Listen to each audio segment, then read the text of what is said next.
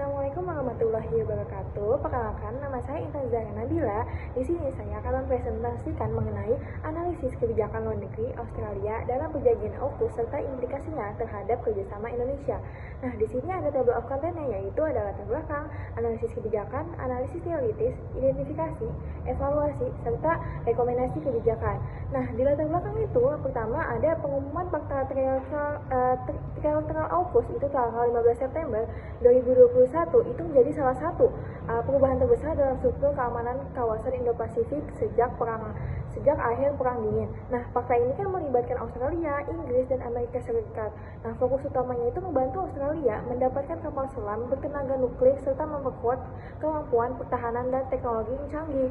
Nah, sebagai negara besar di Asia Tenggara dan tetanggaan dengan Australia, Indonesia itu menghadapi sejumlah isu krusial akibat perjanjian ini. Nah, selama ini kan Indonesia selalu menjunjung tinggi prinsip politik luar negeri yang bebas aktif.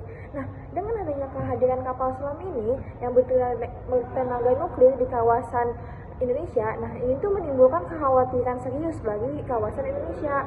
Nah, tujuan artikel ini itu menganalisis kebijakan luar negeri Australia dan perspektif AUKUS dan mengungkapkan kepentingan utama Australia serta menilai dampaknya terhadap Indonesia sebagai mitra strategis sekaligus pihak yang berdampak langsung. Nah, adapun analisis kebijakan luar negerinya, yang pertama ada tujuan kebijakan.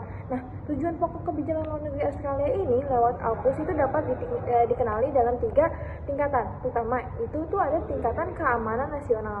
Nah, Australia itu kan berusaha mengatasi kekurangan kemampuan militernya itu di tengah modernisasi kilat angkatan bersenjata di Tiongkok dan di Laut Cina Selatan. Nah, kedua itu ada tingkatan aliansi. Nah, AUKUS itu kan menguatkan hubungan strategis Australia dengan mitra Anglo-Saxon yang secara historis itu menjadi fondasi utama pertahanan Canberra.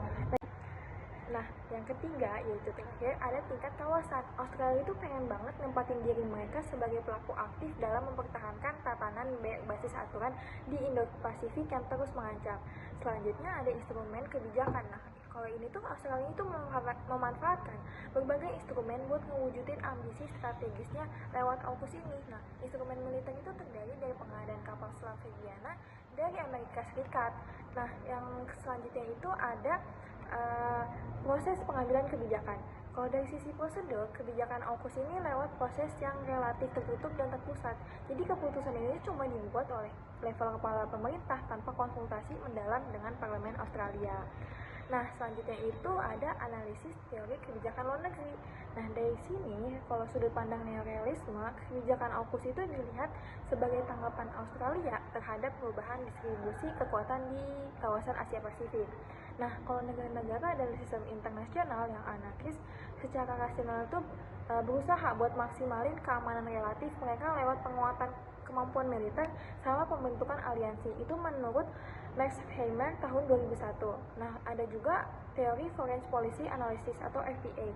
Nah, ini tuh nyorotin kalau kebijakan luar negeri ini lahir dari interaksi rumit antara variabel individu, variabel domestik, terus ada variabel peran, sama ada variabel sistemik.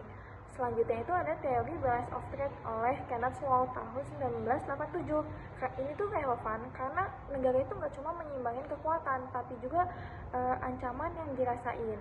Selanjutnya itu ada bab identifikasi dan evaluasi kebijakan. Pertamanya itu ada dampak terhadap keamanan regional dan Indonesia. Di sini tuh AUKUS itu memicu dilema keamanan atau security dilema nih di kawasan tersebut.